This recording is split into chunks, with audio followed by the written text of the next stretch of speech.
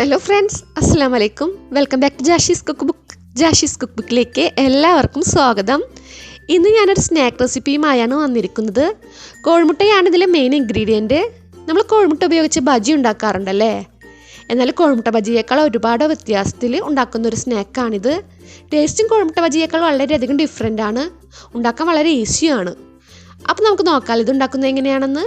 അതിന് മുന്നേ നമ്മളുടെ ഈ ചാനൽ ഇതുവരെ സബ്സ്ക്രൈബ് ചെയ്യാതെ വീഡിയോ കണ്ടുകൊണ്ടിരിക്കുന്നവരും എൻ്റെ വീഡിയോ ആദ്യമായിട്ട് കാണുന്നവരും പ്ലീസ് വേഗം ഒന്ന് സബ്സ്ക്രൈബ് ചെയ്ത് തൊട്ടടുത്തുള്ള ബെല്ലൈക്കൺ കൂടെ ഒന്ന് ഇനേബിൾ ചെയ്ത് വയ്ക്കാൻ മറക്കരുതേ. അപ്പോൾ നമുക്ക് റെസിപ്പി നോക്കാം. ആദ്യം നമുക്ക് കോഴിമുട്ട പുഴുങ്ങി അതിൻ്റെ തൊലിയെല്ലാം ഒന്ന് കളഞ്ഞെടുക്കാം. ഞാൻ 5 കോഴിമുട്ടയാണ് എടുത്തിരിക്കുന്നത്. കോഴിമുട്ട ഹാർഡ് ബോയിൽ തന്നെ ചെയ്തെടുക്കാം കേട്ടോ. നമുക്ക് മുട്ട ഒന്ന് ഗ്രേറ്റ് ചെയ്തെടുക്കാനുള്ളതാണ്.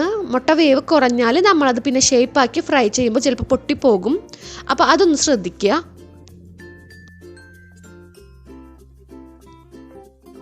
ഇനി നമുക്കിത് ഗ്രേറ്റ് ചെയ്യാം. ഗ്രേറ്ററിൽ ചെറുതും വലുതായിട്ടുള്ള ഹോൾസ് ഉണ്ടെങ്കിൽ അതിൽ വലിയ ഹോളിൽ വെച്ചിട്ട് തന്നെ ഗ്രേറ്റ് ചെയ്തെടുക്കാം.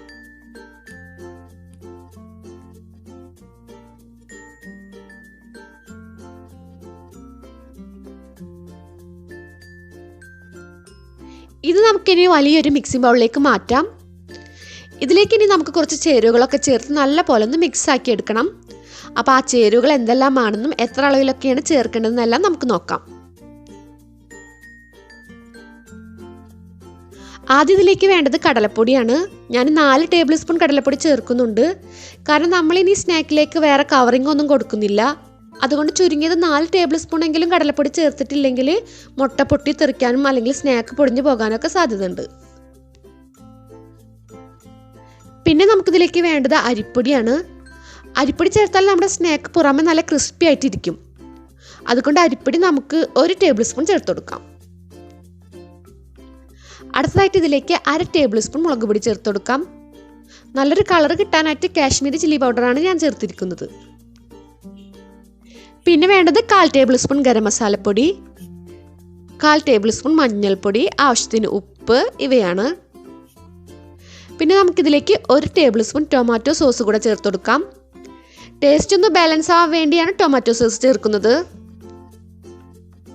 ഇനി നമുക്ക് സബോള, ഇഞ്ചി, വെളുത്തുള്ളി, പച്ചമുളക് ഇവ കൂടെ വേണം. ഒരു മീഡിയം സൈസിലുള്ള സബോള ചെറുതാക്കി ഒന്ന് ചോപ്പ് ചെയ്തത്, 1 ടേബിൾ സ്പൂൺ വെളുത്തുള്ളി ചതച്ചത്, 1/2 ടേബിൾ സ്പൂൺ ഇഞ്ചി ചതച്ചത്, പിന്നെ എരിവിനനുസരിച്ച് പച്ചമുളക് ചോപ്പ് ചെയ്തത് ഇവ ചേർത്ത് കൊടുക്കാം.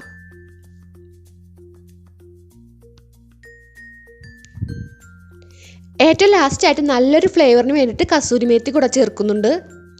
നിങ്ങളുടെ കയ്യിൽ ഇത് ഇല്ലെങ്കിൽ അല്ലെങ്കിൽ നിങ്ങൾക്ക് ഇതിൻ്റെ ഫ്ലേവർ ഇഷ്ടമല്ലെങ്കിൽ അതിന് പകരമായിട്ട് മല്ലിയിലയോ പാഴ്സലിയിലയോ ചേർത്ത് കൊടുക്കാം. ഞാൻ ഏകദേശം 2 ടേബിൾ സ്പൂൺ കസൂരി മേത്തി ചേർക്കുന്നുണ്ട്. ഇനി നമുക്കിതിലേക്ക് പൊടികളും പിന്നെ ഉപ്പും മറ്റ് ചേരുവകളെല്ലാം ഒരുപോലെ എല്ലാ ഭാഗത്തും ആവാൻ വേണ്ടിയിട്ട് ഇതെല്ലാം കൂടെ നല്ല പോലെ ഒന്ന് മിക്സ് ആക്കി എടുക്കണം.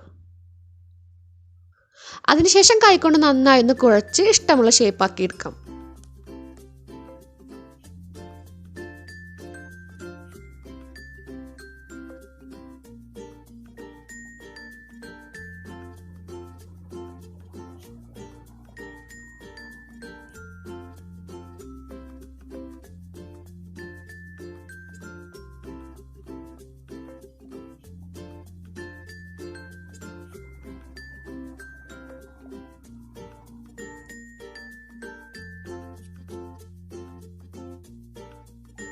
നമുക്ക് 5 കോഴിമുട്ടയും പിന്നെ ഞാൻ ചേർത്ത ആ ഒരു അളവിൽ മറ്റു ചേരുവകളെല്ലാം ചേർത്ത് കുഴച്ച് ഷേപ്പാക്കി എടുക്കുമ്പോൾ ഈ ഒരു വലുപ്പത്തിൽ 10 എണ്ണം കിട്ടും കേട്ടോ.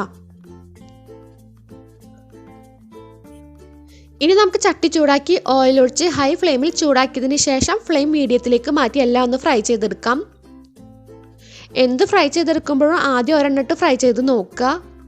എന്നിട്ട് ഉപ്പും ബാക്കി ചേരുവകളെല്ലാം കറക്റ്റ് ആണെന്ന് ടേസ്റ്റ് നോക്കിയതിന് ശേഷം 3 എണ്ണമൊക്കെ ഒരുമിച്ചിട്ട് ഫ്രൈ ചെയ്തെടുക്കാം. കടലപ്പൊടിയൊക്കെ കറക്റ്റ് അളവിൽ ചേർത്തില്ലെങ്കിൽ ഇത് പൊടിഞ്ഞു പോകും. അപ്പോൾ ആദ്യം ഒരെണ്ണിട്ട് ഫ്രൈ ചെയ്ത് നോക്കിയാൽ നമുക്ക് അതിൽ എന്തെങ്കിലും ചേരുവകൾ കുറവ് ഉണ്ടെങ്കിൽ അത് ചേർത്തതിന് ശേഷം പിന്നെ ബാക്കി ഫ്രൈ ചെയ്താൽ മതിയല്ലോ. അപ്പം ഇനി എല്ലാം ഇതുപോലെ തന്നെ ഫ്രൈ ചെയ്തെടുക്കാം.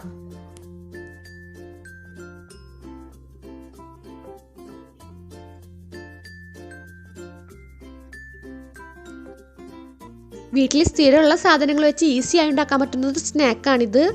ടേസ്റ്റ് നല്ല സൂപ്പറാണ്. അപ്പോൾ എല്ലാവരും ഉണ്ടാക്കി നോക്കുമല്ലോ അല്ലേ. ഇതുപോലുള്ള റെസിപ്പികൾ കുറേ പേര് ആവശ്യപ്പെടാറുണ്ട്. കുറേ ഈസി സ്നാക്ക് വീഡിയോകൾ ഇതിന് മുന്നേ അപ്ലോഡ് ചെയ്തിട്ടുണ്ട്. കാണാത്തവരുണ്ടെങ്കിൽ അതെല്ലാം പ്ലേലിസ്റ്റിലുണ്ട്, തീർച്ചയായും കണ്ടു നോക്കുക.